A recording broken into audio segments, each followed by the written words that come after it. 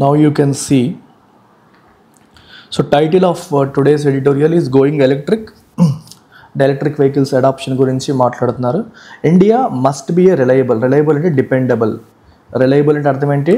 Dependable trade పార్ట్నర్గా ఉండాలి to compete in the EV space. అంటే వివిధ దేశాలతో మనం సరైన రిలేషన్స్ మెయింటైన్ చేయాలి, అప్పుడే మనం ఎలక్ట్రిక్ వెహికల్ స్పేస్లో వాళ్ళతో పోటీ పడగలుగుతాము అంటున్నాడు. India's decision to exempt import duties. India's decision to exempt import duties on 35 capital goods used in the manufacture of electric vehicle batteries and 28 items used in the making of mobile phone batteries is a welcome step toward boosting domestic manufacturing and clean technology adoption. India యొక్క decision తీసుకుంది ఏమని? To exempt అంటే మినహాయించడం. Exempt అంటే అర్థం ఏంటమ్మా? మినహాయింపు ఇవ్వడం. ఏ మినహాయింపు ఇచ్చారు? ఇంపోర్ట్ డ్యూటీస్ ఎగ్జెంప్ట్ చేయడం అంటే ఇంపోర్ట్ డ్యూటీస్ వేయకపోవడం. వేటిపైన? On 35 capital goods. Capital goods అంటే అర్థం ఏంటి? మ్యానుఫ్యాక్చరింగ్ కోసం ఉపయోగించే ఐటమ్స్ని మనం క్యాపిటల్ గుడ్స్ అంటాం. అంటే మెషినరీ, ఎక్విప్మెంట్, ఇలాంటి వాటిని క్యాపిటల్ గుడ్స్ అంటాం. కన్జ్యూమర్ గుడ్ అంటే ఫైనల్గా కన్జ్యూమర్ యూజ్ చేసేది కన్జ్యూమర్ గుడ్. ఈ కన్జ్యూమర్ గుడ్స్ తయారు చేయడానికి మనకు మెషినరీ కావాలి కదా, ఎక్విప్మెంట్ కావాలి కదా, ఆ ఎక్విప్మెంట్ మెషినరీని మనం క్యాపిటల్ గుడ్స్ అని అంటాం. సో మనకి ఎలక్ట్రిక్ వెహికల్ బ్యాటరీస్ మ్యానుఫ్యాక్చరింగ్లో అవసరమైన మెషినరీ, ఎక్విప్మెంట్, వాటినే క్యాపిటల్ గుడ్స్ అంటారు. వాటిని విదేశాల నుంచి మీరు ఇంపోర్ట్ చేసుకుంటే వాటి మీద ఇంపోర్ట్ డ్యూటీస్ ఇండియా రిమూవ్ చేసింది. అంటే వాటిపైన దిగుమతి సుంకం అనేది కంప్లీట్గా ఇండియా రిమూవ్ చేసింది. సో దిగుమతి సుంకాలు వాటిపైన ఉండవు. And 28 items used in the making of mobile phone batteries. అలాగే మొబైల్ ఫోన్ బ్యాటరీస్ తయారీకి ఉపయోగపడే క్యాపిటల్ గుడ్స్ పైన కూడా ఇంపోర్ట్ డ్యూటీస్ని ఎగ్జంప్షన్ ఇచ్చింది government of India. So it is a welcome step అంటే మనం ఆహ్వానించదగ్గ ఒక మంచి స్టెప్, అడుగు అని చెప్పొచ్చు. ఏ విషయంలో? టువర్డ్ బూస్టింగ్ అంటే స్ట్రెంథనింగ్ డొమెస్టిక్ మ్యానుఫ్యాక్చరింగ్ని స్ట్రెంథన్ చేసే విషయంలో, క్లీన్ టెక్నాలజీ అడాప్షన్ విషయంలో. అడాప్షన్ అంటే ఇంప్లిమెంటేషన్. అడాప్షన్ అంటే ఇక్కడ మీనింగ్ ఏంటమ్మా? ఇంప్లిమెంటేషన్. క్లీన్ టెక్నాలజీని ఇంప్లిమెంట్ చేసే క్రమంలో ఇది ఒక మంచి స్టెప్గా మనం చెప్పొచ్చు అంటున్నారు. Proposed by union finance minister Nirmala Sitharaman in the union budget 25-26 and formalized through Finance Bill 2025 passed in Parliament on Tuesday. This signals a strategic policy shift. So ఈ ప్రపోజల్ బడ్జెట్ 2025-26లో నిర్మలా సీతారామన్ గారు ప్రపోజ్ చేయడం జరిగింది. ఇప్పుడు దాన్ని ప్రకటించినంత మాత్రాన అది యాక్షన్లోకి రాదు. It has now been formalised. ఎలా ఫార్మలైజ్ అయింది? పార్లమెంట్లో ఒక బిల్లు పాస్ చేయడం ద్వారా ఫినాన్స్ బిల్ 2025 పాస్ చేసి, సో దీన్ని ఫార్మలైజ్ చేశారంటే దీన్ని యాక్షన్లోకి తీసుకొచ్చారు. ఇది స్ట్రాటజిక్ పాలసీ షిఫ్ట్ని ఇండికేట్ చేస్తుంది. స్ట్రాటజిక్ అంటే వ్యూహాత్మకమైన, పాలసీ అంటే విధానపరమైన, షిఫ్ట్ అంటే మార్పు. సో మన విధానంలో, మన పద్ధతిలో ఒక మార్పు అనేది ఇక్కడ మనకి కనిపిస్తుంది. ఒక పివట్ అంటే చేంజ్ ఇన్ డైరెక్షన్ అనేది కనిపిస్తుంది. ఫార్మలైజ్డ్ అంటే నేను చెప్పేశాను ఆల్రెడీ. మీరు బ్రెయిన్ పెట్టాలి, పదం మీనింగ్ అని కాదు, కాంటెక్స్ట్లోకి వెళ్తే అర్థమైపోతుంది. If you get in to the context, if you try to understand the context, you understand the meaning automatically.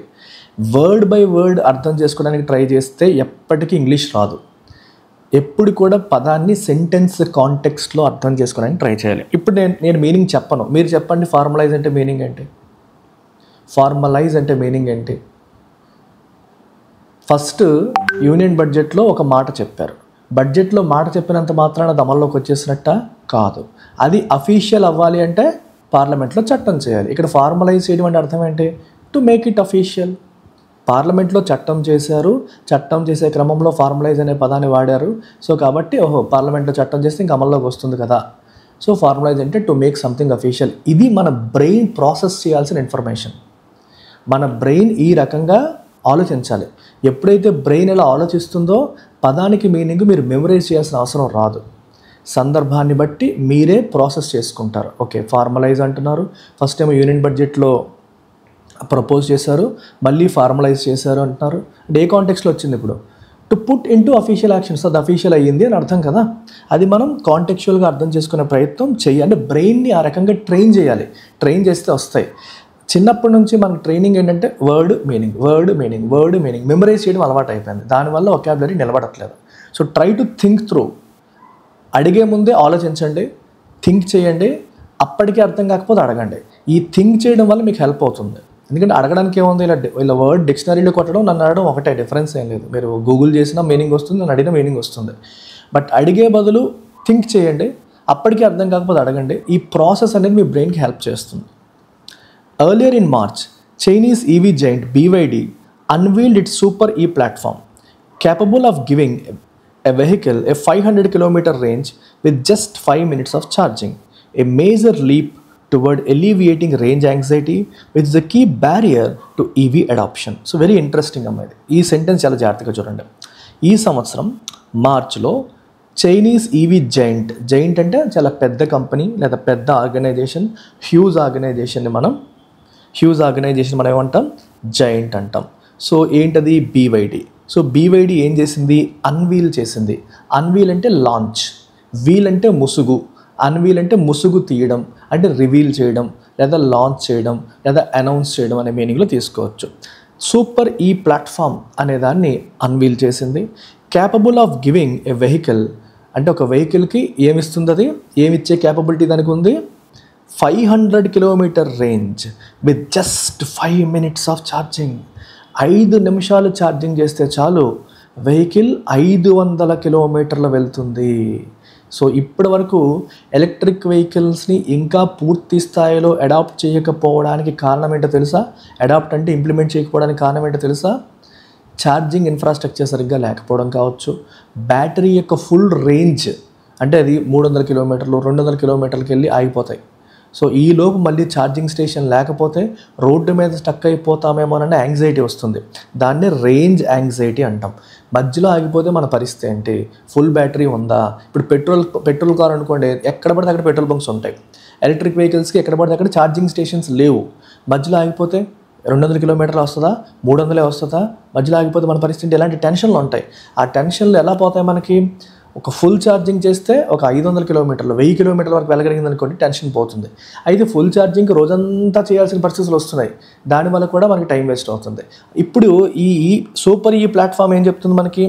Just 5 నిమిషాల్లో 500 కిలోమీటర్లు ట్రావెల్ చేసేంత ఛార్జింగ్ అయిపోతుందని చెప్పేసి ఈ బీవైడి చైనీస్ కంపెనీ వాళ్ళు అది అనౌన్స్ చేశారు. ఇట్స్ ఎ మేజర్ లీప్ అంటే స్టెప్ అంటే అడుగు, లీప్ అంటే బిగ్ అడుగు, పెద్ద అడుగు, జంప్ అనమాట. ఇప్పుడు మామూలుగా ఇలా మెల్లమెల్లగా నడుచుకుంటూ వెళ్తే దాన్ని స్టెప్స్ వేయడం అంటాం. లీప్ అంటే గెంతుకుంటూ వెళ్ళడం, ఒక బిగ్ జంప్ అన్నట్టు చెప్పొచ్చు. టువర్డ్ ఎలివియేటింగ్ అంటే రెడ్యూసింగ్, అంటే మనలో ఉన్న భయాన్ని, యాంగ్జైటీని, పెయిన్ని, ఒక నెగిటివిటీని తగ్గిస్తోంది అనే క్రమంలో ఎలివియేట్ అనే పదాన్ని వాడతాం. Alleviating range anxiety which is a key barrier. Key అంటే ఇంపార్టెంట్, బ్యారియర్ అంటే అడ్డంకి టు ఈవీ అడాప్షన్ అంటే ఇంప్లిమెంటేషన్. ఈ కాంటెక్స్లో అడాప్షన్ అంటే ఒకటి దత్తత తీసుకోవడం అనే మీనింగ్ మీకు తెలుసు, పిల్లల్ని అడాప్ట్ చేసుకోవడం అంటాం. ఇంకొక మీనింగ్ వచ్చేసి ఇంప్లిమెంటేషన్, ఫాలో అవ్వడం, అలాంటి మీనింగ్స్ కూడా ఉంటాయి. సో ఎలక్ట్రిక్ వెహికల్ ఇంప్లిమెంటేషన్లో, ఎలక్ట్రిక్ వెహికల్స్ని వాడకంలో మేజర్ బ్యారియర్ ఏంటి, అడ్డంకి ఏంటంటే రేంజ్ యాంగ్జైటీ. మధ్యలో అయిపోతే ఎవరు పడతాడు రా బాబు, ఇవి టెన్షన్స్. అది పోగొట్టడానికి ఇప్పుడు ఈ సూపర్ ఈ ప్లాట్ఫామ్ అనేది హెల్ప్ అవుతుంది. So this innovation directly challenges the convenience of conventional vehicles and could accelerate the global EV transition if scaled and deployed with the same ubiquity as traditional fuel stations. ఈ innovation అంటే కొత్త తరహా వినూత్నమైన కొత్త తరహా ఆవిష్కరణ మనం ఇన్నోవేషన్ అని చెప్పేసి అంటాం. It directly challenges the convenience of conventional vehicles. As of now electric vehicles prefer చేస్తారా, పెట్రోల్ డీజిల్ వెహికల్స్ లేదా కన్వెన్షనల్ ఇంటర్నల్ కంబషన్ వెహికల్స్ని ప్రిఫర్ చేస్తారంటే ఇప్పటికీ మెజారిటీ కూడా ఇంటర్నల్ కంబషన్ ఇంజిన్స్నే ప్రిఫర్ చేస్తున్నారు. ఐసీఈ ఇంజిన్స్ అంటాం, ఐసీఈ. ఎందుకని అంటే కన్వీనియన్స్. ఎలక్ట్రిక్ వెహికల్ వల్ల పొల్యూషన్ తగ్గుతుంది అంటున్నారు, బాగానే ఉంది. ఖర్చు తగ్గుతుంది అంటున్నారు, బాగానే ఉంది, కానీ కన్వీనియన్స్ లేదు కదా. రోజంతా ఛార్జింగ్ పెట్టాలి, అంత పెడితే ఒక 300 కిలోమీటర్లు వెళ్తుంది, మధ్యలో అయిపోద్దని భయం ఉంటుంది. ఈ టెన్షన్లన్నీ మనకి పోవాలి అంటే మనం ఏం చేయాలి చెప్పండి, ఆలోచించండి ఒకసారి. ఈ టెన్షన్స్ అన్నీ పోవాలి అంటే మనం ఎలక్ట్రిక్ వెహికల్స్ కంటే పెట్రోల్ డీజిల్ వెహికల్స్ కొనుక్కుంటే బెటర్ కదా అన్నట్టుగా ప్రెజెంట్ ఉంది. ఇప్పుడు ఆ కన్వీనియన్స్ని ఇది ఛాలెంజ్ చేస్తుంది. ఎందుకని, జస్ట్ నువ్వు 5 నిమిషాలు ఛార్జింగ్ చేస్తే చాలు 500 కిలోమీటర్లు వెళ్ళే అవకాశం వస్తుంది. సో నీకు పెట్రోల్ డీజిల్ వెహికల్స్ కొన్న కన్వీనియన్సే దీనికి వచ్చేసింది. అండ్ 500 కిలోమీటర్స్ అంటే తక్కువ కిలోమీటర్స్ ఏం కాదు, హ్యాపీగా మనం దాన్ని యూజ్ చేసుకోవచ్చు. సో దీనికి ఎన్ని అడ్వాంటేజెస్ ఉన్నాయో ఆ కన్వీనియన్స్ దానికి కూడా వచ్చేసాయి. ప్లస్ అది లో కాస్ట్ అండ్ తక్కువ టెన్షన్స్తో మనకి తక్కువ కాస్ట్తో ఎక్కువ దూరం వెళ్ళే అవకాశాన్ని కల్పిస్తుంది కదా అనేది మనకు వస్తుంది. And with same ubiquity. What is the meaning of the word ubiquity? Ubiquity అనే పదం విన్నారు ఎప్పుడైనా సరే? యుబిక్విటీ అంటే అర్థం ఏంటమ్మా? యూనివర్సాలిటీ అన్నట్టు. ఇప్పుడు మీరు చూస్తే పెట్రోల్ డీజిల్ స్టేషన్స్ ఎక్కడ పడితే అక్కడ ఉంటాయి. యుబిక్విటీ అంటే అర్థం ఏంటి? If something is ubiquitous which appears, that means it appears everywhere, అంటే అన్ని చోట్ల ఉండేదాన్ని యుబిక్విటస్ అంటాం. సో ఇక్కడ యుబిక్విటీ అంటే మీనింగ్ ఏంటి? ట్రెడిషనల్ ఫ్యూయల్ స్టేషన్స్ ఎక్కడ చూసినా మనకు కనిపిస్తూ ఉంటాయి. అలాగే మనం కూడా ఎలక్ట్రిక్ వెహికల్ ఛార్జింగ్ స్టేషన్స్ కూడా ఎక్కడ పడితే అక్కడ కనిపించేలాగా మనం చేయగలిగితే, ఆ రకంగా మనం ఎలక్ట్రిక్ వెహికల్ ఇన్ఫ్రాస్ట్రక్చర్ని మనం స్కేలప్ చేసి డెప్లాయ్ అంటే అగైన్ ఇంప్లిమెంట్ చేయగలిగితే, అప్పుడు గ్లోబల్ ఈవీ ట్రాన్సిషన్ అంటే ప్రపంచవ్యాప్తంగా అన్ని దేశాలు కూడా ఎలక్ట్రిక్ వెహికల్స్ వైపు ట్రాన్సిషన్ అవ్వడం అనేది జరుగుతుంది. అది ఈజీ అవుతుంది, సులభతరం అవుతుంది అని చెప్పేసి ఇక్కడ రాశారు. సో గ్లోబల్ ఈవీ ట్రాన్సిషన్ అది యాక్సిలరేట్ చేయడం అంటే ఇంకా స్పీడప్ చేస్తుంది అని అర్థం. Batteries remain the most expensive component in an EV. Electric వెహికల్లో మోస్ట్ ఎక్స్పెన్సివ్ కాంపోనెంట్ ఏది? బ్యాటరీ. కంప్రైజింగ్ రఫ్లీ 40% of the vehicle's cost. Vehicle కాస్ట్లో majority cost as of now దేనికి వెళ్తుందంటే బ్యాటరీస్కే. 40% ఆఫ్ వెహికల్స్ కాస్ట్ అంతా కూడా బ్యాటరీయే. This cost burden has slowed EV adoption in lower income countries. So ఈ కాస్ట్ బర్డెన్ ఎక్కువగా ఉండడం వల్ల ఈవీ అడాప్షన్ అనేది స్లో డౌన్ అయిపోయింది, ఎస్పెషలీ ఇన్ లోవర్ ఇన్కమ్ కంట్రీస్లో. Despite the long term advantage of reducing oil import dependence. దీనివల్ల long term advantage ఏంటి? Oil imports మీద డిపెండెన్స్ మనకి తగ్గుతుంది అనే విషయం తెలుసు అందరికీ. ఆయిల్ ఇంపోర్ట్స్ చేసుకోవాల్సిన అవసరం తగ్గిపోతుంది, ఎందుకంటే ఎక్కువగా ఆయిల్ ఇంపోర్ట్ చేసేది దేనికంటే ట్రాన్స్పోర్టేషన్ కోసమే కదా. మరి ఇప్పుడు ఎలక్ట్రిక్ వెహికల్స్ వైపు వెళ్ళిపోతే మనకి ఆయిల్ మీద డిపెండెన్సీ అనేది తగ్గుతుంది. ఆ విషయం తెలుసు. అది ఉన్నప్పటికీ కూడా కాస్ట్ ఎక్కువగా ఉండడం వల్ల lower income countries electric vehicle adoption విషయంలో అంత ఫాస్ట్గా లేవు, స్లోగా ఉన్నాయని మనం చెప్పొచ్చు. Which is especially relevant for India కూడా, ఎందుకంటే ఇండియా ఎక్కువగా ఆయిల్ మీద డిపెండ్ అవుతుంది. ఈవీ వైపు వెళ్ళగలిగితే మనకి ఇంపోర్ట్ బర్డెన్ కూడా చాలా వరకు తగ్గుతుంది. అనదర్ క్రిటికల్ బ్యారియర్ అంటే అడ్డంకి is the lack of indigenous technological capability in battery manufacturing. ఇంకొక క్రిటికల్ బ్యారియర్ ఏంటంటే లేకపోవడం. ఏది లేకపోవడం? ఇండిజినస్ అంటే నేటివ్లీ డెవలప్డ్, అంటే లోకల్లీ అవైలబుల్, అంటే మన దగ్గరే డెవలప్ అయ్యేదాన్ని ఇండిజినస్ అంటాం. So indigenous technological capability battery manufacturing ఇండియాకు ఉందా? నో.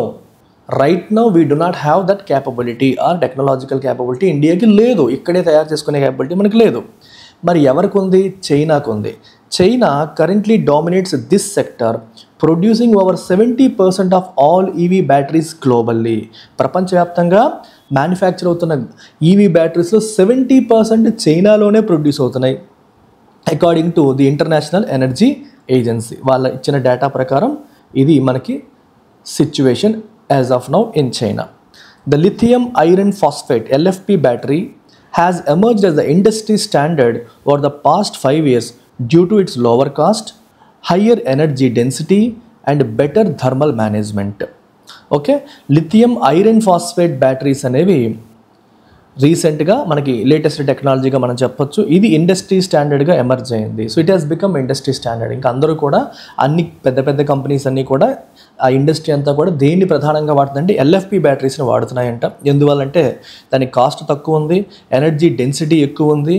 అలాగే ఎనర్జీ డెన్సిటీ అంటే తక్కువ స్పేస్లో ఎక్కువ ఎనర్జీని అయితే ప్యాక్ చేయగలుగుతుంది. అంటే చిన్న సైజులో ఎక్కువ ఎనర్జీ ప్యాక్ చేయగలుగుతుంది, అంటే ఎక్కువ దూరం వెళ్ళగలిగే కెపాసిటీ బిల్డ్ అవుతుంది. అండ్ థర్మల్ మేనేజ్మెంట్ అంటే హీట్ మేనేజ్మెంట్ కూడా బెటర్గా ఉంది దాన్ని అని చెప్పి అంటున్నారు. While EVs made up 45% of all car registrations in China in 2024. 2024లో చైనాలో ఎన్ని కార్లు కొన్నారో లేదా ఎన్ని కార్లు రిజిస్టర్ చేశారని చూస్తే ఎలక్ట్రిక్ వెహికల్స్ 45% అంట. అంటే petrol diesel vehicles 55%, electric vehicles 45. They accounted for just 2% of India's passenger car market. అదే ఇండియాలో చూస్తే కార్ మార్కెట్లో జస్ట్ 2%. ఇండియాలో ఇప్పటికీ 98% ఆఫ్ ద కార్స్ ఆర్ ఏంటి, ఎలక్ట్రిక్ వెహికల్స్ కాదు, అవి ఎలక్ట్రిక్ కార్స్ కాదు. మరి ఏ కార్స్ అవి ఇండియాలో? Petrol diesel cars. However electric two wheelers have seen notable momentum in India. అయితే ఇండియాలో ఎలక్ట్రిక్ టూ వీలర్ సేల్స్లో మాత్రం మొమెంటమ్ కనిపిస్తోంది. With 1.14 million units sold in 2024, making up about 60% of total EV sales. భారతదేశంలో అమ్ముడుపోతున్న టోటల్ ఎలక్ట్రిక్ వెహికల్స్లో 60% ఏవి two wheelers. 3 wheelers 4 wheelers 40% ఉన్నాయి, కానీ 2 wheelers 60% ఉన్నాయి. 1.14 మిలియన్ యూనిట్స్ 2024లో సేల్ అయ్యాయి. Though India's duty exemptions are partially aimed at strengthening bilateral trade ties with the United States and avoiding reciprocal tariffs, the broader strategic objective should be to decarbonise its transport sector. అయితే రీసెంట్గా China, America మీకు Trump India పైన టారిఫ్లు వేస్తాం అది ఇది అని చెప్పి అంటున్నారు. సో మా దగ్గర మీరు ఏమైనా కొంటే పర్చేస్ చేస్తే మీరు ఎక్కువ టారిఫ్లు వేస్తున్నారు, మేము రెసిప్రోకల్ టారిఫ్స్ వేస్తాము. రెసిప్రోకల్ అంటే అర్థం ఏంటి? మీరు మా మీద టారిఫ్లు వేస్తే మేము కూడా మీ మీద వేస్తాము అనేది. రెసిప్రోసిటీ అంటే ఇచ్చిపుచ్చుకోవడం. సో నువ్వు నాకు మర్యాద ఇస్తే నేను నీకు మర్యాద ఇస్తా, నువ్వు నాకు ఒక చెంప మీద కొడితే నేను నీ చెంప నేను వాయిపడతా. రెండో చెంప చూపించడం కాదు, నువ్వు నా చెంప మీద కొడితే నేను నీ చెంప మీద కొడతా. అది రెసిప్రోకల్. రెసిప్రోసిటీ అంటే మీనింగ్ అది, టు రీపే ఇన్ కైండ్. నువ్వు నన్ను ఎలా చూస్తే నేను నిన్ను అలా చూస్తాననే పద్ధతి. సో మీరు మా ఐటమ్స్ పైన ఎక్కువ టారిఫ్ వేస్తున్నారు కాబట్టి మేము కూడా మీ ఐటమ్స్ పైన ఎక్కువ టారిఫ్ వేస్తామని అమెరికా బెదిరిస్తుంది. ఎందుకంటే అమెరికా నుంచి ఇండియాకి వస్తున్న ఇంపోర్ట్స్ పైన టారిఫ్లు ఎక్కువ ఉన్నాయి, ఇండియా నుంచి అమెరికాకి వెళ్తున్న ఐటమ్స్ పైన టారిఫ్లు తక్కువ ఉన్నాయి. సో అమెరికా బెదిరిస్తుంది, మీరు టారిఫ్లు వేస్తే మేము వేస్తామని చెప్పేసి బెదిరిస్తుంది. ఒక రకంగా ఇప్పుడు ఇండియా ఇంపోర్ట్ డ్యూటీలన్నింటినీ ఎగ్జామ్ట్ చేస్తాము అని చెప్పడం, అంటే అది అమెరికా నుంచా చైనా నుంచనే కాదు, ఈ ఐటమ్స్ ఎక్కడి నుంచి వచ్చినా సరే ఇంపోర్ట్ డ్యూటీ ఎగ్జామ్ట్ చేస్తానని చెప్పింది. కాబట్టి ఒక రకంగా అమెరికాతో మనకున్న ట్రేడ్ రిలేషన్స్, టైస్ అంటే సంబంధాలు, టైస్ అంటే మీనింగ్ ఏంటమ్మా? సంబంధాలు. ట్రేడ్ అంటే ఎక్స్పోర్ట్ అండ్ ఇంపోర్ట్, బైలేటరల్ అంటే ద్వైపాక్షిక, రెండు దేశాలకి సంబంధించిన. సో డ్యూటీ ఎగ్జంప్షన్స్ అంటే ఇంపోర్ట్ డ్యూటీని రిమూవ్ చేయడం, ఎగ్జంప్షన్ అంటే మినహాయింపు ఇవ్వడం. సో ఇప్పుడు మన వాళ్ళు డ్యూటీ ఎగ్జంప్షన్స్ అనేది కొంతవరకు అమెరికాతో మనకున్న ట్రేడ్ రిలేషన్స్ని ఇంప్రూవ్ చేసుకునే క్రమంలో కూడా తీసుకున్నట్టు అనుకోవచ్చు. అయితే కంప్లీట్గా అమెరికా పాయింట్ ఆఫ్ వ్యూలోనే చేసింది కాదు, కానీ ఈ మధ్యన గొడవ అవుతుంది కాబట్టి ఇప్పుడు డ్యూటీ ఎగ్జంప్షన్ చేస్తే అమెరికా కొంచెం కూల్ డౌన్ అవుతుంది. ఇండియా ఎక్స్పోర్ట్ చేసే వాటిపైన వాళ్ళు టారిఫ్లు వేయకుండా ఒక అడుగు తగ్గుతారనే హోపు మనకి లోపల ఉంది. అయితే బ్రాడర్ స్ట్రాటజిక్ ఆబ్జెక్టివ్ ఏంటి అంటే టు డీకార్బనైజ్. డీకార్బనైజ్ అంటే అర్థం ఏంటి? అందులో కార్బన్ యొక్క ఫుట్ ప్రింట్ని తగ్గించడం. కార్బన్ ఫుట్ ప్రింట్ తగ్గించడం అంటే అర్థం ఏంటి? మనకి కార్బన్ డైఆక్సైడ్, కార్బన్ మోనాక్సైడ్ వీటి ఎమిషన్స్ అనేవి లేకుండా చేయడం. ఎలా చేస్తాము? ఎలక్ట్రిక్ వెహికల్ వైపు వెళ్తే చేయగలుగుతాం, పెట్రోల్ డీజిల్ వెహికల్స్ అయితే పొల్యూషన్ వస్తుంది, ఎమిషన్స్ వస్తాయి. సో మెయిన్ ఆబ్జెక్టివ్ ఏంటి? ట్రాన్స్పోర్ట్ సెక్టర్ని డీకార్బనైజ్ చేయడం. ఇందులో భాగంగా మనకి అమెరికాని కూల్ డౌన్ చేయడం కూడా జరుగుతోంది, కానీ మేజర్ ఆబ్జెక్టివ్ అనేది ట్రాన్స్పోర్ట్ సెక్టర్ని డీకార్బనైజ్ చేయడం అని గుర్తుపెట్టుకోండి. టు అచీవ్ దిస్, ఇది సాధించాలి అంటే India must integrate into both upstream అంటే mining and refining and downstream manufacture and assembly segments of global EV battery value chain. So ఇది సాధించాలంటే ఇండియా ఏం చేయాలమ్మా? ఎలక్ట్రిక్ వెహికల్ బ్యాటరీ వాల్యూ చైన్లో, అంటే బ్యాటరీ తయారీలో కావచ్చు, అలాగే బ్యాటరీ అసెంబ్లీలో కావచ్చు. అంటే బ్యాటరీ తయారీకి అవసరమైన ఐటమ్స్ ఏవైతే ఉంటాయో, అంటే ఒక ఎలక్ట్రిక్ వెహికల్కి అవసరమైన బ్యాటరీ ఏదైతే ఉంటుందో ఆ బ్యాటరీ తయారు చేయడానికి అవసరమైన రా మెటీరియల్స్ని ప్రొక్యూర్ చేయడం, వాటిని సరి చేసుకోవడం, ఆ ఆస్పెక్ట్ అంతా కూడా మనకి అప్స్ట్రీమ్ అవుతుంది. అందుకే మైనింగ్, రిఫైనింగ్ అని చెప్పారు. దానికి అవసరమైన ఆ క్రిటికల్ మినరల్స్ అని చెప్పేసి మాట్లాడతాం. అవి ఎక్కడ దొరుకుతాయి? వాటిని మైన్ చేసి, వాటిని రిఫైన్ చేసి, ఈ సిలికా ఇలాంటివన్నీ అన్నమాట. సో అవి రెడీ చేసుకోవడం. రెండోది డౌన్ స్ట్రీమ్ అంటే అర్థం ఏంటి? అంటే రా మెటీరియల్ అంతా సరి చేసుకోవడం ఒకటి. రెండోది డౌన్ స్ట్రీమ్ అంటే వాటిని మ్యానుఫ్యాక్చర్ చేయడం, అసెంబుల్ చేయడం. ఈ రెండు సెగ్మెంట్స్లో కూడా ఇండియా ఏం చేయాలి? ఇంటిగ్రేట్ అవ్వాలి. అంటే ప్రపంచవ్యాప్తంగా గ్లోబల్ వివిధ దేశాలతో మనం ఇంటిగ్రేట్ అవ్వాలి. అంటే ఇవి రప్పించుకోవడానికి ట్రేడ్ రిలేషన్స్ మెయింటైన్ చేసుకోవాలి, వీటిలో కూడా మెయింటైన్ చేయాలి. This would not only help lower battery cost, దీనివల్ల ఏమవుతుంది, బ్యాటరీ కాస్ట్ తగ్గడమే కాదు through technology transfer, but also position India as a reliable alternative to China in the eyes of the developed nations seeking supply chain diversification. So India electric vehicle battery మ్యానుఫ్యాక్చరింగ్లో capability పెంచుకోగలిగితే developed countries చైనాకి ఆల్టర్నేటివ్గా ఇండియాని చూసే అవకాశం ఉంటుంది. So ఈ manufacturing అంతా చైనాలోనే చేసే బదులు మనం ఇండియాలో కూడా చేయొచ్చు అనే ఆలోచన మనకు వస్తుంది. ఇప్పుడు టెస్లా ఉంది, టెస్లా ఎలక్ట్రిక్ వెహికల్స్ ఉన్నాయి, వాటికి బ్యాటరీలు కావాలి, వాడు చైనాలో మ్యానుఫ్యాక్చర్ చేసే బదులు బ్యాటరీస్ ఇండియాలో వాడు చేసుకునే ఆలోచన వాడికి వచ్చే అవకాశం ఉంటుందన్నమాట. ఈ రకంగా చైనాకు ఒక ఆల్టర్నేటివ్ అంటే ప్రత్యామ్నాయంగా ఇండియాని చూసే అవకాశం, రిలయబుల్ అంటే డిపెండబుల్, ప్రత్యామ్నాయంగా ఇండియాని చూసే అవకాశం ఉంటుంది. సో కాబట్టి ఈ బ్యాటరీస్ తయారు చేయడానికి కావాల్సిన రా మెటీరియల్ని మనం ప్రొక్యూర్ చేయగలిగే, రిఫైన్ చేయగలిగే విషయంలో మనం ఇన్వాల్వ్ అవ్వాలి. అలాగే మ్యానుఫ్యాక్చర్ చేసి అసెంబుల్ చేసే దాంట్లో కూడా మనకి క్యాపబిలిటీస్ అనేవి ఉండాలి. సో కంప్లీట్గా అన్ని ఆస్పెక్ట్స్లో కూడా ఇండియాకి దాంట్లో క్యాపబిలిటీ అనేది బిల్డ్ చేసుకోవాల్సిన అవసరం ఉంది. అప్పుడే మనకి ఈ ఉపయోగం అనేది వస్తుంది. ఓన్లీ చైనా మీద డిపెండ్ అవ్వద్దు, మనం డైవర్సిఫికేషన్ చేసుకుందామని కొన్ని కంట్రీస్ ఆలోచిస్తాయి. మనకు కావాల్సినవన్నీ చైనా నుంచే ఇంపోర్ట్ చేసుకోవడం వల్ల చైనాలో ఏమైనా వైరస్ వచ్చినా, ప్రాబ్లం వచ్చినా మనకి ఇబ్బంది అవుతుంది, మనం వేరే కంట్రీలో కూడా కొంత పెట్టుకుందామని కొన్ని దేశాలు ఆలోచిస్తాయి. అలాంటప్పుడు చైనాకి ఆల్టర్నేటివ్గా ఇండియా మారగలిగితే అమెరికా ఇలాంటి డెవలప్డ్ కంట్రీస్ అన్నీ కూడా కొంత పాటు చైనా నుంచి, కొంత ఇండియా నుంచి ఇంపోర్ట్ చేసుకునే పరిస్థితులు కూడా మనకు వస్తాయి. సో డైవర్సిఫికేషన్ అంటే అర్థం ఏంటమ్మా, ఒకే చోట కాన్సన్ట్రేట్ అవ్వకుండా వేరు చోట స్ప్లిట్ అవ్వడం. India's long term success in the EV space will depend on its ability to leverage favourable trade policies. So EV స్పేస్లో ఇండియా యొక్క లాంగ్ టర్మ్ సక్సెస్ అనేది దేని మీద ఆధారపడుతుంది, will depend on its ability to leverage favourable trade policies. So favourable trade పాలసీస్ని మనం leverage చేసుకోగలుగుతున్నామా, leverage అంటే ఉపయోగించుకోగలుగుతున్నామా లేదా అనే దానిపైన ఆధారపడుతుంది. ఓకే, లెవరేజ్ అంటే టు మేక్ యూజ్, లెవరేజ్ అంటే మీనింగ్ ఏంటమ్మా, to make use of. Favourable trade policies అంటే అనుకూలమైన ట్రేడ్ అంటే ఎక్స్పోర్ట్ ఇంపోర్ట్ విధానాలు అని అర్థం. సో వాటిని ప్రాపర్గా మనం వాడుకొని విదేశాలతో మంచి రిలేషన్స్ మెయింటైన్ చేసుకొని మనకు అవసరమైనవన్నీ కూడా వాళ్ళ దగ్గర తెప్పించుకొని రిలయబుల్ ట్రేడ్ పార్ట్నర్గా ఉంటూ అప్పుడు మనం కూడా క్యాపబిలిటీని బిల్డ్ చేసుకుంటే అప్పుడు ఈ స్పేస్లో మనం లాంగ్ టర్మ్ సక్సెస్ సాధిస్తాం. అలాగే invest in research and development, R&Dలో ఇన్వెస్ట్ కూడా చేయాలి. And secure a strong foothold in the global battery ecosystem. And global battery ఎకోసిస్టంలో ఒక స్ట్రాంగ్ ఫుట్ హోల్డ్ మనం సెక్యూర్ చేసుకోగలగాలి. అప్పుడే మనం అనుకున్నది సాధించగలుగుతాము. ఫుట్ హోల్డ్ అంటే అర్థం ఏంటమ్మా, అందులో మన అడుగు గట్టిగా పడిపోవాలి. గ్లోబల్ బ్యాటరీ ఎకోసిస్టంలో మన అడుగు గట్టిగా పడిపోయేలా మనం చేసుకోగలగాలి. మన ఫుట్ ప్రింట్ అనేది పడాలి. చూస్తున్న వాళ్ళు లైక్ చేయాలమ్మా, చూసుకుంటూ వెళ్ళిపోతే కుదరదు. మరి ఈ ఆర్టికల్ సమ్మరీ ఏం చెప్తాం మనం, India's duty exemptions on EV battery manufacturing inputs aim to boost domestic production, reduce cost, enhance trade ties. అంతే కదా, అందుకోసమే India electric vehicle battery manufacturing inputs దగ్గర ఎగ్జంప్షన్స్ అనేవి ఇస్తోంది. ఉద్దేశం ఏంటి, డొమెస్టిక్ ప్రొడక్షన్ని బూస్ట్ చేయాలని, కాస్ట్లు తగ్గించాలని, ట్రేడ్ టైస్ని ఎన్హాన్స్ చేయాలని. టు కంపీట్ గ్లోబల్లీ, గ్లోబల్ లెవెల్లో మనం కంపీట్ చేయాలంటే India must integrate in to the EV battery value chain. India ఏం చేయాలి, ఈవీ బ్యాటరీ వాల్యూ చైన్లో ఇంటిగ్రేట్ అవ్వాలి, R&Dలో ఇన్వెస్ట్ చేయాలి, and position it self as a reliable alternative to China. So చైనాకి ఒక reliable ఆల్టర్నేటివ్గా తనను తాను పొజిషన్ చేసుకోవాలి. So this is what the summary of the editorial looks like. అంటే మొత్తం ఆర్టికల్ యొక్క కోర్ ఎసెన్స్ అనమాట అది. సో ఇప్పుడు రీడింగ్ కాంప్రహెన్షన్ MCQs మనం గమనిస్తే first the tone of the author. Author tone ఏంటి అంటే, which of the following best captures the authors tone in the passage. Author tone నెగిటివ్గా ఉందా, లేదు. పాజిటివ్గా ఉందా, ఉంది. ఆథర్ టోన్ పాజిటివ్గానే ఉంది, నెగిటివ్గా లేదు. ఇండియా తీసుకునే నిర్ణయాన్ని సమర్థిస్తూ ప్రశంసిస్తూ వెళ్ళిన తప్పితే నెగిటివ్గా లేదు. So pragmatic and forward looking.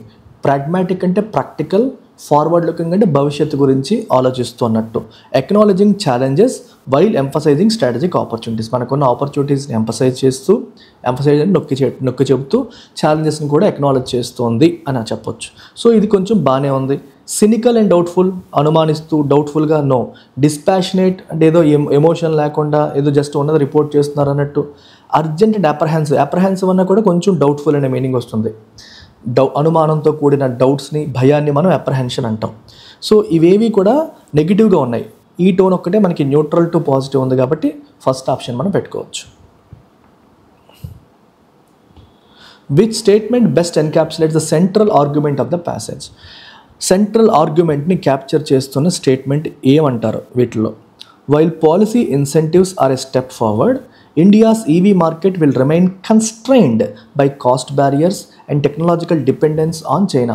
ఇప్పుడు ఆల్వేస్ రిమెంబర్, మీరు టోన్ ఆఫ్ ద ఆథర్ అనేది ఎంత ఇంపార్టెంట్ అంటే, చదివేటప్పుడే ఆథర్ యొక్క వాయిస్, ఆథర్ యొక్క టోను పాజిటివ్గా ఉందా, నెగిటివ్గా ఉందా, సెటైరికల్గా ఉందా, డిస్పాషనేట్గా ఉందా, ఎపథెటిక్గా ఉందా, అనలిటికల్గా ఉందా, క్రిటికల్గా ఉంది, ఇవన్నీ మనం పికప్ చేసుకోగలిగితే ఆ టోన్ అనేది మనకి మెయిన్ ఐడియా క్వశ్చన్లో కూడా కరెక్ట్గా ఆన్సర్ పెట్టేలా చేయగలుగుతుంది.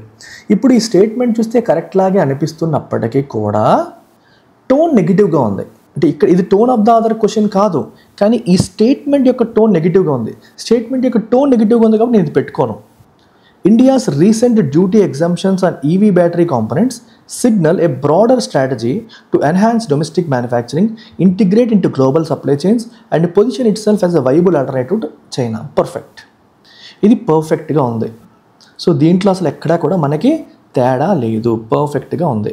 ఇది మనం పెట్టేసుకోవచ్చు. Which of the following can be logically inferred from the passage? So article నుంచి మనం లాజికల్గా ఇన్ఫర్ చేయగలిగేవి ఏంటి? లాజికల్గా ఇన్ఫర్ చేయగలగడం అంటే చెప్పగలిగేవి ఏంటి? India's EV sector will remain uncompetitive unless it develops indigenous battery manufacturing capabilities. Indigenous battery manufacturing capabilities మనం build చేసుకుంటే తప్పితే మన ఈవీ సెక్టర్ అనేది అన్కాంపిటేటివ్గా ఉంటుంది అని చెప్పేసి ఈ స్టేట్మెంట్ చెప్తుంది. అంటే మనం ఇంటర్నల్గా ఇండియాలోనే మ్యానుఫ్యాక్చరింగ్ క్యాపబిలిటీ బిల్డ్ చేసుకోవాలి అని చెప్తున్నారు. మరి ఆర్టికల్ కూడా అదే చెప్తుంది కదా. డొమెస్టిక్గా మ్యానుఫ్యాక్చరింగ్ క్యాపబిలిటీ మనం మెయింటైన్ చేసుకుంటే తప్పితే మనం కాంపిటేటివ్గా ఉండలేమని చెప్పి ఆర్టికల్ కూడా అదే చెప్తుంది. సో ఇది కరెక్ట్ అని చెప్పొచ్చు. The recent duty exemptions indicate India's intent to reduce reliance on China for EV battery components. So China మీద డిపెండెన్స్ తగ్గించాలి అనే ఉద్దేశం ఇక్కడ కనిపిస్తోంది. High battery costs are the primary reason for India's slow EV adoption in the passenger car segment. ఇది కూడా కరెక్టే. Battery cost ఎక్కువగా ఉండడం వల్లే మనకి ఈవీ అడాప్షన్ అనేది కొంచెం స్లోగా ఉందని చెప్పొచ్చు. Strengthening trade ties with US was the sole motivation. ఇది ఎక్స్ట్రీమ్. అదొక్కటే. ఇండియా డ్యూటీ ఎగ్జంప్షన్స్ ఎందుకు చేసిందంటే కేవలం అమెరికాతో ట్రేడ్ ట్రైస్ని స్ట్రెంథన్ చేసుకోవడమే అంటున్నాడు. కాదు, ఓవరాల్ ఆబ్జెక్టివ్లో భాగంగా చేశారు. అంటే ట్రాన్స్పోర్ట్ సెక్టార్ని డీకార్బనైజ్ చేయాలనే ఆబ్జెక్టివ్తో వెళ్ళారు తప్పితే ఓన్లీ అమెరికాతో మన ట్రేడ్ టైస్ ఒక్కటే పాయింట్ కాదు. ఓకే, అదొక్కటే పాయింట్ కాదు. సో ఇది తప్పు. So best answer is 1, 2 and 3.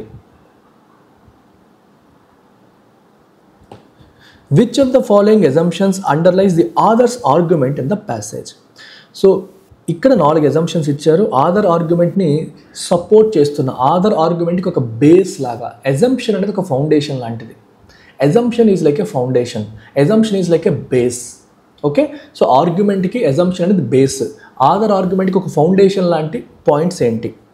India has the potential to become a key player in global EV battery market with the right policies and investment. కరెక్టే కదా. ఇండియాకి చైనాకి ఆల్టర్నేటివ్ అయ్యే అవకాశం ఉందని చెప్పి ఆర్టికల్లో చెప్పారు. సో ఇండియాకి చైనాని ఢీకొట్టే కెపాసిటీ ఉంది, కీ ప్లేయర్గా మారే అవకాశం ఉంది. The current dominance of China in EV battery manufacturing creates opportunities for other nations to enter the market. ఇప్పుడు ఈవీ బ్యాటరీ మ్యానుఫ్యాక్చరింగ్లో ఓన్లీ చైనా డామినేట్ చేస్తుంది. సో చైనాకి ఆల్టర్నేటివ్ కావాలని డెవలప్డ్ కంట్రీస్ వెతుకుతాయి. సో కాబట్టి ఇది ఒక ఇండియాకు ఒక ఆపర్చునిటీగా చూడవచ్చు. ఇది కరెక్టే. Reducing import duties on EV battery components alone will be sufficient to make India globally competitive. ఎప్పుడైనా సరే ఇలాంటివి అలోన్ అదొక్కటి మాత్రమే, సోల్ అదొక్కటి మాత్రమే, ఇలాంటివి వచ్చినప్పుడు ఎప్పుడు కేర్ఫుల్గా ఉండండి. ఎక్స్ట్రీమ్ ఆప్షన్స్ 99% తప్పు అవుతాయి. సో ఓన్లీ ఇంపోర్ట్ డ్యూటీస్ తగ్గిస్తే చాలమ్మా ఇండియా గ్లోబల్లీ కాంపిటేటివ్ అయిపోతుందా? ఇంపోర్ట్ డ్యూటీస్ తగ్గించడం ఒక స్టెప్ అంతే. అదొక్కటే కాదు, ఇంకా చాలా స్టెప్స్ ఉంటాయి. ఛార్జింగ్ ఇన్ఫ్రాస్ట్రక్చర్ బిల్డ్ చేయాలి, చాలా పనులు ఉన్నాయి. కానీ ఇది ఒక్కటే కాదు. The long-term economic and environmental benefits of EV adoption outweigh the short-term costs. Yes, short టర్మ్లో మనకి కాస్ట్లు ఉంటాయి, కానీ ఈవీ అడాప్షన్ వల్ల long term economical and environmental benefits అనేవి ఉన్నాయి. కాస్ట్ పర్ కిలోమీటర్ కూడా తగ్గుతుంది, అలాగే ఎన్వైరన్మెంట్కి కూడా ఇది ఫ్రెండ్లీ. సో కాబట్టి ఈ బెనిఫిట్స్ అనేవి ఆ కాస్ట్ని ఓవర్కమ్ చేస్తాయి, అవుట్వే చేస్తాయి. So best option is D.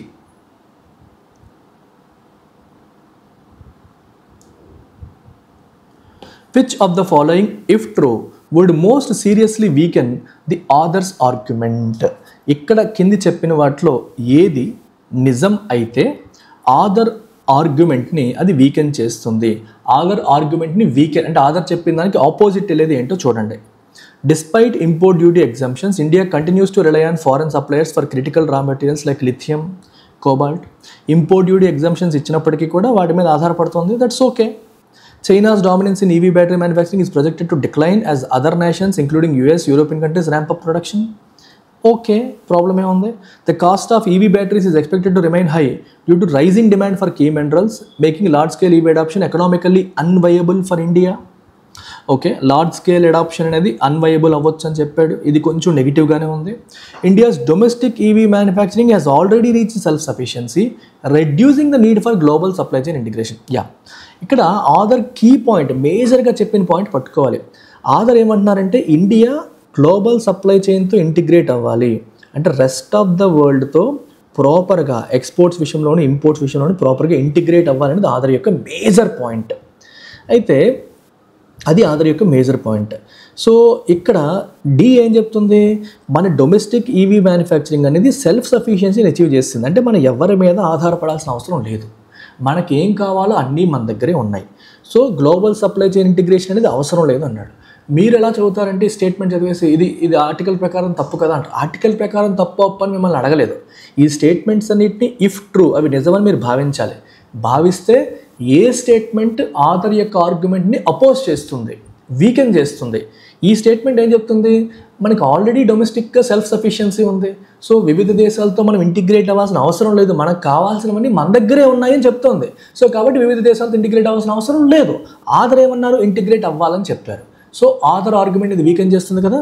Absolutely. So this statement weakens author's argument. మిగిలినవి కొంచెం కొంచెం వీకెన్ చేస్తున్నాయి, but core argument of the అదర్ని కంప్లీట్గా వీకెన్ చేస్తుంది ఈ particular statement D. I hope this part is clear to all of you. ఇప్పుడు ఇవాళ వొకాబులరీలోకి వస్తే ఫస్ట్ వర్డ్ యుబిక్విటీ. యుబిక్విటీ అంటే ఏంటో అర్థం? The quality of being present everywhere and appearing frequently. ప్రతి చోట కనిపిస్తే అప్పుడు యుబిక్విటీ అంటాం.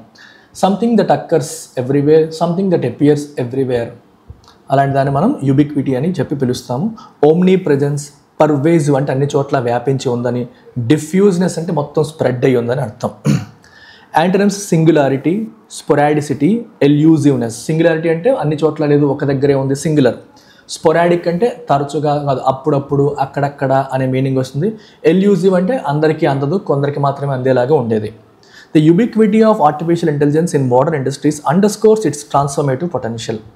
Artificial intelligence యొక్క ubiquity అంటే అన్ని చోట్ల వ్యాపించి ఉన్న లక్షణం ఏదైతే ఉందో మోడర్న్ ఇండస్ట్రీస్లో, అది దాని యొక్క ట్రాన్స్ఫర్మేటివ్ పొటెన్షియల్ని అండర్స్కోర్ చేస్తుంది, అంటే నొక్కి చెప్తుంది అని అర్థం. అంటే మొత్తం ఎక్కడ చూసినా ఇదే ఉంది అనే కాంటెక్స్లో యుబిక్విటీ అనే పదాన్ని మనం వాడతాం. సో ఎక్కడ చూసినా ఆర్టిఫిషియల్ ఇంటెలిజెన్స్ గురించి మాట్లాడుతున్నామంటే అది మొత్తం అన్నింటినీ ట్రాన్స్ఫార్మ్ చేస్తుంది అనే విషయం దీన్ని బట్టి మనం అర్థం చేసుకోవాలి.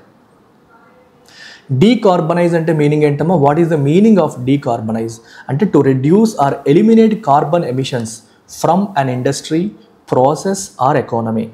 To reduce or eliminate carbon emissions, carbon ఎమిషన్స్ని రెడ్యూస్ చేయడం లేదా ఎలిమినేట్ చేయడం డీకార్బనైజ్ చేయడం. డీ అంటే రిమూవ్ కదా. సో డీపొల్యూట్, డీకంటామినేట్, డీఫాజిలైజ్ ఇలాంటి పదాలు మనం సినోనిమ్స్గా చెప్పొచ్చు. సో సాచురేట్, కార్బనైజ్, ఎస్ఫిక్సియేట్, ఇవన్నీ కూడా ఎస్ఫిక్సియేషన్ ఇంకా ఎక్కువ పొల్యూట్ చేసేయడం, ఎక్కువ గ్యాస్తో నింపేయడం, ఎమిషన్స్తో నిండిపోవడం లాంటి మీనింగ్ మనం తీసుకోవచ్చు. సో ఎస్ఫిక్సియేట్ ఇవన్నీ కూడా యాంటనమ్స్గా మనం తీసుకుంటాం. Okay, ఎస్ఫిక్సియేషన్. Nations worldwide are striving to decarbonize their economies by investing in clean energy technologies. ప్రపంచవ్యాప్తంగా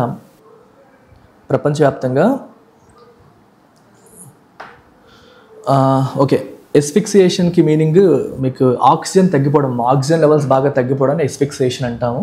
సో విపరీతమైన వేరే గ్యాసెస్ పెరిగిపోయి ఆక్సిజన్ లెవెల్స్ తగ్గిపోతే ఎస్ఫిక్సియేషన్ అనే పదం మనం వాడచ్చు. ప్రపంచవ్యాప్తంగా దేశాలన్నీ ఏం ట్రై చేస్తున్నాయి? డీకార్బనైజ్ చేయడానికి ట్రై చేస్తున్నాయి. క్లీన్ ఎనర్జీ వైపు వెళ్ళి కార్బన్ ఎమిషన్స్ తగ్గించడానికి ట్రై చేస్తున్నాయి. ఎగ్జామ్షన్ రోజు రిపీట్ అవుతుంది. ఈ రోజు కూడా ఎగ్జామ్షన్ వచ్చింది. నేను కావాలని పెట్టట్లేదు, అన్ఫార్చునేట్లీ ఆర్ ఫార్చునేట్లీ డైలీ వస్తుంది. ఒక రకంగా డైలీ రావడం బెనిఫిట్, ఎందుకంటే మీకు గుర్తుండిపోతుంది పక్కాగా. The act of being freed from an obligation, duty restriction, duty obligation లేకపోవడాన్ని మనం ఎగ్జంప్షన్ అంటాము. So dispensation, indemnity, impunity daily చెప్తున్నాను, సో రిపీట్ చేయను. ఇంప్యూనిటీ అంటే ఫ్రీడమ్ ఫ్రమ్ పనిష్మెంట్, ఇండెమ్నిటీ అంటే freedom from obligation, punishment, liability. Dispensation అన్న same meaning. అలాగే మనకి ఇమ్యూనిటీ అంటాం. ఇమ్యూనిటీ అంటే ప్రొటెక్షన్. యామ్నెస్టీ అంటాం. యామ్నెస్టీ అంటే పార్డన్, అంటే మనం చేసిన తప్పు నుంచి మనకి క్షమాభిక్ష లభించడం. అలాగా opposite mandate, responsibility, incumbency, responsibility, onus, బాధ్యత. The tax exemption on EV battery imports provide substantial incentive for manufacturers. EV battery imports మీద ట్యాక్స్ ఎగ్జంప్షన్ ఇచ్చారు. సో దానివల్ల అదొక సబ్స్టాన్షియల్ ఇన్సెంటివ్ అవుతుంది మ్యానుఫ్యాక్చరర్స్కి అని చెప్తున్నారు. ఇన్సెంటివ్ అంటే ఒక బెనిఫిట్ అవుతుంది. స్ట్రాటజిక్ అంటే వ్యూహాత్మకమైన, carefully devised, executed to achieve a specific goal. ఆలోచించి, స్ట్రాటజిక్గా అంటే ఒక వ్యూహాన్ని వేసి ఆలోచించి ఎలా చేస్తే బెటర్ అని చెప్పి వెళ్ళేదాన్ని స్ట్రాటజిక్ డెసిషన్స్ అంటారు. జుడిషియస్, ప్రీ మెడిటేటెడ్, ఎస్ట్యూట్ అంటే తెలివితేటలతో, జుడిషియస్ అంటే అన్నిటినీ బేరీజ్ వేసుకొని అన్ని వైపుల నుండి ఆలోచించి, ప్రీ మెడిటేటెడ్ ముందే అన్నిటినీ ఆలోచించుకొని, ప్రీ మెడిటేటెడ్ స్టార్ట్ అంటారు. అంటే ఇప్పుడు బౌలర్ వేయకముందు ఎలా ఆడాలని చెప్పి అనుకుంటారు, సో ముందు ప్లాన్ చేసుకున్నారు అన్నమాట. అది మయోపిక్ అంటే short sighted, long term vision లేకుండా ఇమీడియట్ నీడ్స్ని దృష్టిలో పెట్టుకొని. హెఫెజార్డ్ అంటే సమస్య. ఇంపెట్యూస్ అన్న వెంటనే ఆవేశపడిపోవడం. ఇంపెట్యూస్ పర్సన్ అంటే ఎక్కువ ఆలోచన లేకుండా ఇమీడియట్గా రియాక్ట్ అయిపోయేవాడిని ఇంపెట్యూస్ పర్సన్ అంటాం. హెఫెజార్డ్ అంటే డేంజరస్ అన్నట్టు, ఒక డేంజర్ అన్నట్టు.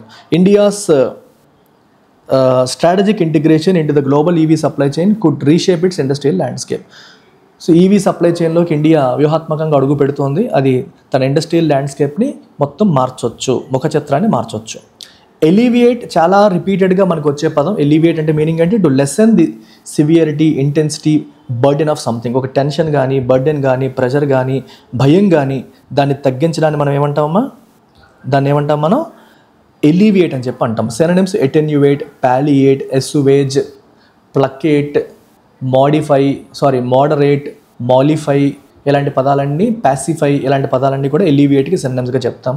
యాంటోనిమ్స్ అగ్రవేట్, ఎగ్జాసర్బేట్, ఎగ్జాస్పరేట్ అంటే ఇరిటేట్ చేయడం, అనాయ్ చేయడం. ఎగ్జాసర్బేట్ అంటే వర్సన్ చేయడం, అగ్రవేట్ అన్నా వర్సన్ చేయడం. ఎస్కలేట్, కాంపౌండ్ ఇలాంటి పదాలన్నీ యాంటోనిమ్స్గా మనం చెప్పొచ్చు.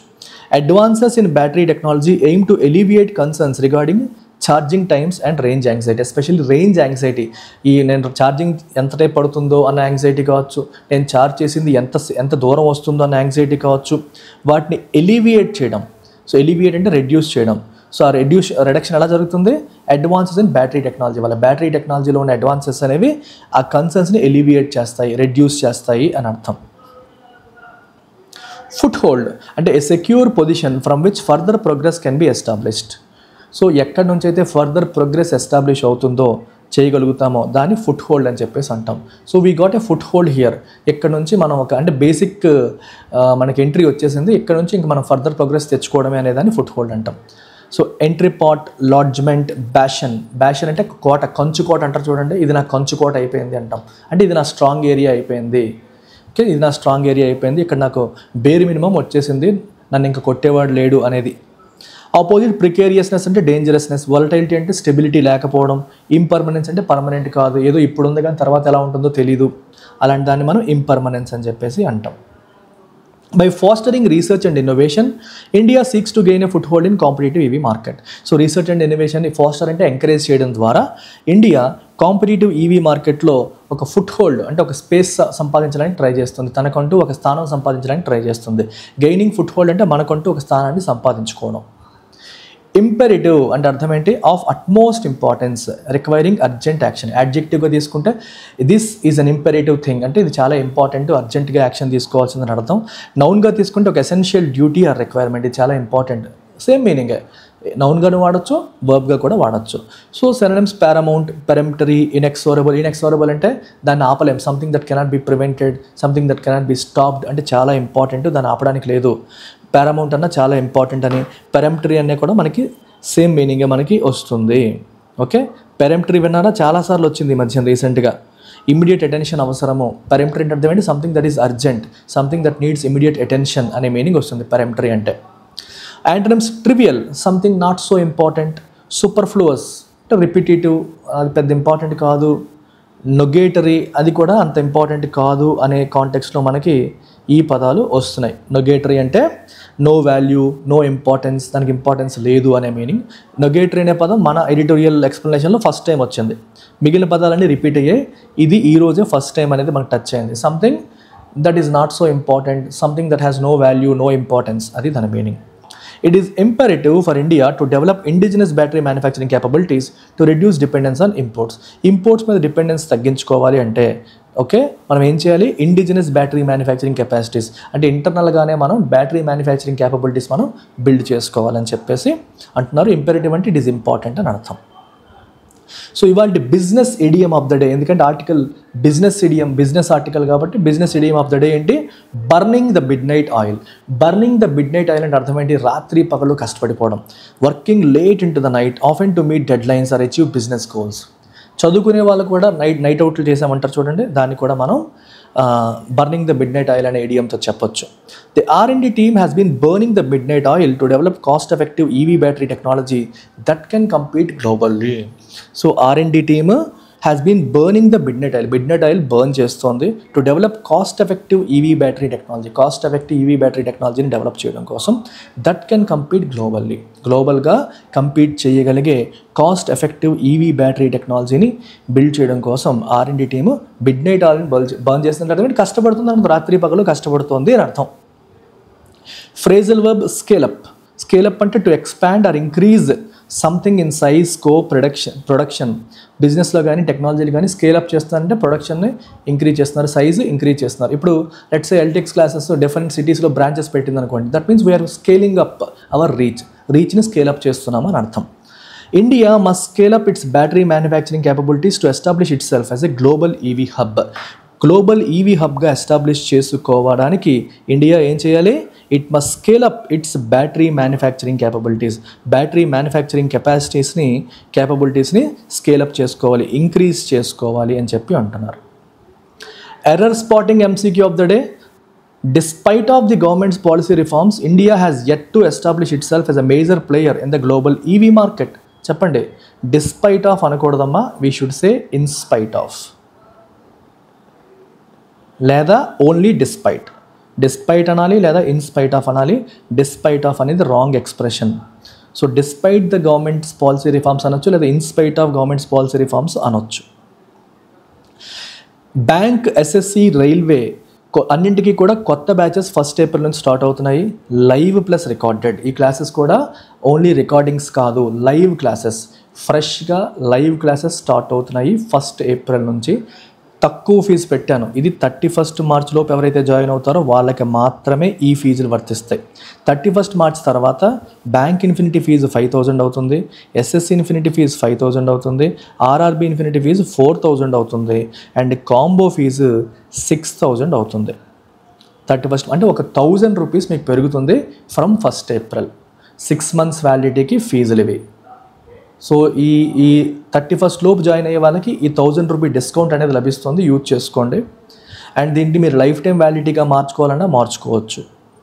Life time validity bank infinity మనకి 12000కి, SSC కూడా 12000కి, RRB 9000కి, బ్యాంక్ SSC RRB కాంబినేషన్ వచ్చేసి 15000కి ఉంది. నేనైతే లైఫ్ టైం వ్యాలిడిటీ ప్రోగ్రామ్కి వెళ్ళమని చెప్తాను, but that's up to you, మీరు డిసైడ్ చేసుకోవచ్చు. అండ్ ఇంగ్లీష్ మాత్రమే ప్రాబ్లం అనుకునే వాళ్ళు మన ఇంగ్లీష్ ఇన్ఫినిటీ ప్రోగ్రామ్ ద్వారా మీ ఇంగ్లీష్ స్కిల్స్ని ఇంప్రూవ్ చేసుకోవచ్చు. ఇది కూడా 31 మార్చ్ లోపు ఎవరైతే వస్తారో, 31 మార్చ్, యాక్చువల్గా 23rd మార్చ్కి అయిపోయింది ఆఫర్, కానీ 31 మార్చ్ వరకు ఎక్స్టెండ్ చేశాను. 31 మార్చ్ లోపు వచ్చే వాళ్ళకి 3 months వ్యాలిడిటీ వస్తుంది, లేదంటే మళ్ళీ వ్యాలిడిటీ తగ్గిపోతుంది. 1000 రూపీస్ ఆప్షన్ ఉంటుంది కానీ వ్యాలిడిటీ తగ్గిస్తాం. సో యూజ్ చేసుకోండి, ఏ డౌట్స్ ఉన్నా క్లియర్ చేసుకోండి. That's about it. Take care, bye.